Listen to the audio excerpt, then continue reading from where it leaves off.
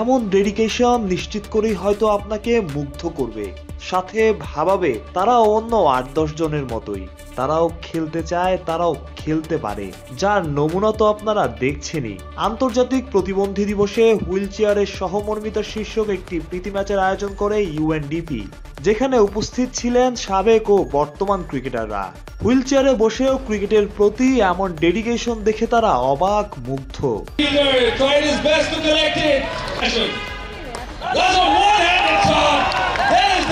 Bangladesh captain Nazmul Hossain শান্ত নিজেও wheel চেয়ারে বসে ক্রিকেট খেললেন, বুঝলেন এভাবে ক্রিকেট আসলে কতটা কঠিন, কতটা ডেডিকেশন থাকলে ঠিক এইভাবে ক্রিকেটটা চালিয়ে নেওয়া যায়। একটা সময় শান্ত নিজেই ইমোশনাল হয়ে গিয়েছিলেন, বাকিদেরও ছুঁয়ে গেছে এমন উপলক্ষ। ভালো লাগলো বলতে একটু ইমোশনাল ছিলাম, to be very honest, specially যখন চেয়ারে বসে একটু ব্যাটিং করলাম, বাট যতটুকু সময় কাটিয়েছি ভালো সময়। তারা তো অবশ্যই পারে। রিসেন্টলি বাংলাদেশের ব্লাইন্ড ক্রিকেট টিম দুর্দান্ত পারফরমেন্স করেছে, হুইল চেয়ার টিম ভালো পারফরমেন্স করছে।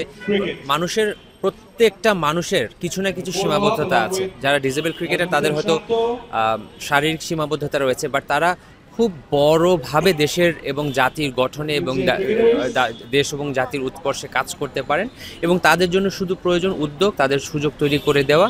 আমরা যদি সেই সুযোগটা করে দিতে পারি, তারা যে কোনো মানুষের মতো নিজের পরিবারের জন্য, সোসাইটির জন্য এবং জাতির জন্য সেই সম্মানটা বয়ে নিয়ে আসতে পারে। আল্লাহর কাছে অশেষ রহমত, সুস্থ আছি, সো এইভাবে খেলার সুযোগ হয়নি। সো আল্লাহর কাছে লাখ লাখ শুকরিয়া যে আমি সুস্থভাবে ভালোভাবে খেলতে পারি। যেহেতু আজকে একটা বিশেষ দিন, আসলে আন্তর্জাতিক প্রতিবন্ধী দিবস, সেই উপলক্ষে এই ধরনের টুর্নামেন্ট আমার ফার্স্ট দেখা। আমি আসলে এই ধরনের খেলা কখনো দেখিনি, আমি ফার্স্ট ফিজিক্যালি এসে দেখলাম।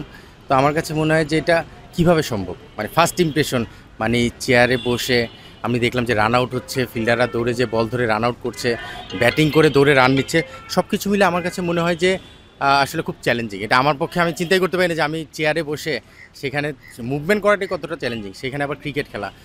সো এটা আমার কাছে মনে হয় যে অনেক বড় একটা ইন্সপায়ারেশন, মানে প্রতিটা মানুষের জন্য, যে আসলে মানুষের লাইফে অনেক কিছুই ঘটতে পারে, অনেক কিছুই আসতে পারে, বাট কখনো মানুষকে থামিয়ে রাখা যাবে না যদি আমাদের ওই মনের জোর থাকে। প্রত্যেকটা মানুষের সমান অপরচুনিটি পাওয়াটা খুব ইম্পর্টেন্ট, কারণ শুধু বাংলাদেশে না, আমার মনে হয় পুরো পৃথিবী জুড়ে যদি আমরা সবাই মিলে যদি হেল্প করে একজন আরেকজনকে, তাহলে কিন্তু আমাদের পুরো পৃথিবীটাই সুন্দর হবে।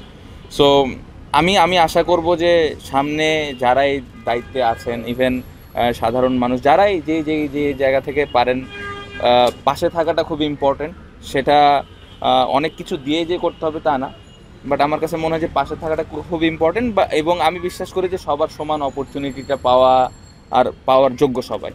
শুধু ক্রিকেট ম্যাচ না, ইউএনডিপির এমন আয়োজন যেন ছোটখাটো একটা মিলন মেলাও, যা হয়তো ঠিকই অনুপ্রাণিত করেছে হুইল চেয়ারে বসে ক্রিকেট খেলা মানুষগুলোকে, যাদের ডেডিকেশন, চেষ্টা থেকে শিখতে পারে শান্তরাও, শিখতে পারে গোটা দুনিয়া, যাদের অনেক কিছু থেকেও শুধু না পাওয়ার আফসোস, আক্ষেপ, হতাশা। মাহফুজ প্রত্যয়, বিডি ক্রিক টাইম।